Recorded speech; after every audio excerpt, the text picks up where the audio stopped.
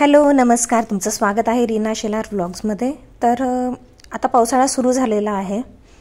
गोवामध्ये तर खूपच पाऊस पडतो आहे गेले 4-5 दिवस। तर तुमच्या इथे पाऊस सुरू झाला की नाही आणि पाऊस आल्यानंतर तुम्हाला कसं वाटतंय नक्की कमेंट सेक्शनमध्ये सांगा। तर पावसासाठी काय तयारी करून ठेवते मी, तर इथे मी आठवड्यासाठी तयारी करून ठेवते। इथे मी छोले भिजवून ठेवलेले आहेत, मोड आलेली मी मूग मोड आणून ठेवलेले आहेत।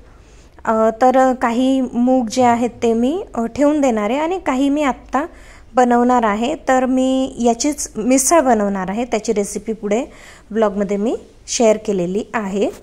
तर ह्या दोन गोष्टी मी करून ठेवते, म्हणजे मला वीकली टेन्शन नसतं मोड आणून ठेवलेलं असलं तर।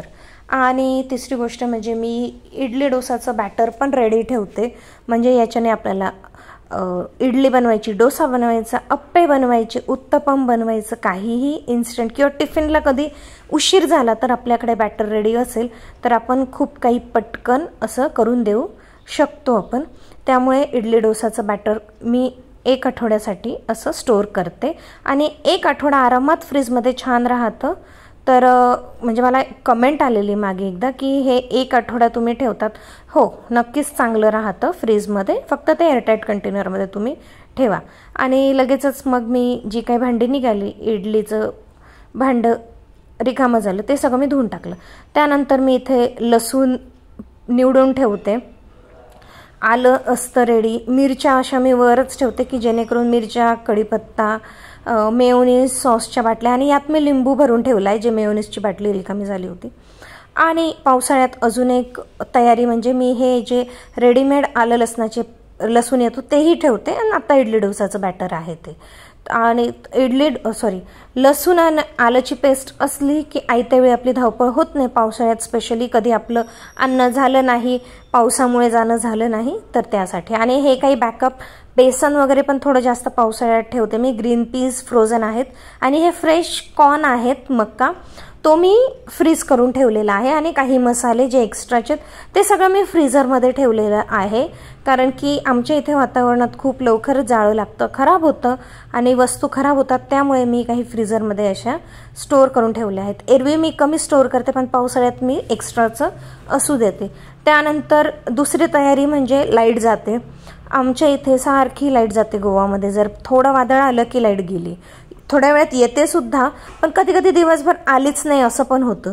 त्यामुळे मी शेंगदाण्याचं कूट रेडी ठेवते आहे, म्हणजे आयत्या वेळेला मला धावपळ नको शेंगदाणे कुटत बसा वगैरे, तर कूट रेडी असेल, कारण की मी नाशिक भागाकडून आहे आणि आम्ही शेंगदाण्याचं कूट बऱ्यापैकी प्रमाणात वापरतो। त्याचप्रमाणे खोबरंसुद्धा आम्ही भाज्यांमध्ये बऱ्यापैकी वापरतो। तर मी खोबरं जे आहे, कूट जे आहे ते 8 ते 15 दिवस एवढं मी रेडी ठेवते, पण खोबरं मात्र फक्त 8 दिवस जाईल एवढंच रेडी ठेवते। हलकं भाजून घेतलेलं आहे, जास्त नाही भाजलं।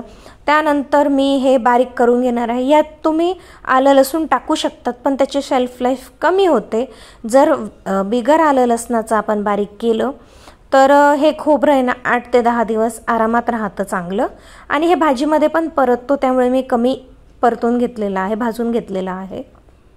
तर अशा प्रकारे मी हे खोबरंसुद्धा रेडी करते, म्हणजे आयत्या वेळी काय होतं ना, खोबरं रेडी आहे, आलं लसूण पेस्ट रेडी असते, म्हणजे भाजी करताना सगळं काही रेडी असेल ना तर धावपळ होत नाही। त्यामुळे मी खोबरंसुद्धा रेडी करून ठेवलेलं आहे। आता मी हे खोबरं छान एअरटाईट कंटेनरमध्ये काढून घेणार आहे, आणि जे पण असेल ते आधी थंड करून घेते, कारण की मिक्सरमुळे ते गरम होतं फिरवताना। आणि शेंगदाण्याचं कूटसुद्धा मी थंड करून आता मी हे फ्रीजमध्ये ठेवून देणार आहे। तुम्हीसुद्धा पावसाळ्यात कुठली तयारी करतात मला नक्की सांगा कमेंट सेक्शनमध्ये, म्हणजे मग मलासुद्धा हेल्पफुल होईल आणि आपल्या व्ह्यूअर्सलासुद्धा हेल्प होईल की अजून काय तयारी आपण करून ठेवू शकतो। तर जसं की मी म्हटलं की आपण मुगाची मिसळ बनवणार आहोत, तर हा अचानकचा प्लॅन आहे। मूग तर होतेच, पाव पण बाय चान्स आणलेले होते, पावभाजीसाठी आणलेले होते, पण मी विचार केला की आज मिसळ पाव करूया।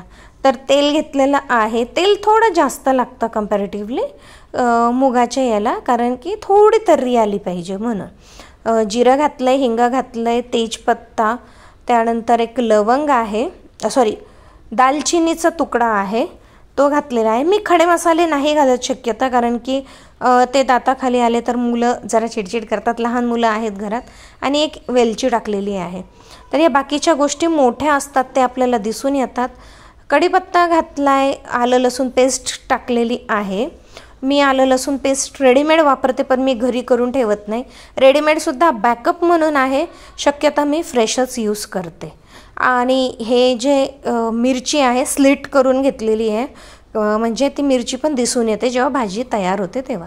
कांदा टाकलेला आहे, कांदा परतूया छानसा. आणि जे मी खोबरं रेडी केलं होतं ना, ते सुद्धा मी यात वापरणार आहे.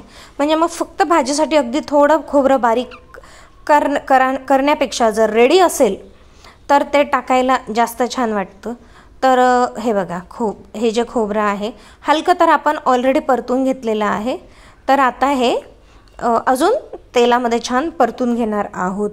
तर अशा प्रकारे भाजीसुद्धा पटकन होते आणि थोड्याशा भाजीसाठी आपल्याला खोबरं बारीक करावं लागत नाही. आणि छान कांदा खोबरं परतून झालेलं आहे. आता टोमॅटो टाकला आहे, थोडी कोथिंबीर टाकली आहे, हे पण छान परतून घेऊया. आणि यातच मग मी मीठ टाकणार आहे, म्हणजे जे टोमॅटो कांदा वगैरे आहे ते छान पटकन शिजतं पण, आणि मसाल्याला चव पण छान येते. त्यामुळे मी भाजीला लागतं तेवढं मीठ शक्यता फोडणीमध्येच घालते. नॉर्मली कसं केलं पाहिजे, आधी मीठ टाकलं पाहिजे की नंतर, की भाजीवर असतं, तुम्हाला काय वाटतं नक्की सांगा. आता हे परतून झालेलं आहे. तर आता मी मसाले घातलेत. त्यात मी घातलेलं आहे धने पावडर, हळद, लाल तिखट, इथे काळा मसाला वापरला आहे आणि गरम मसाला वापरला आहे.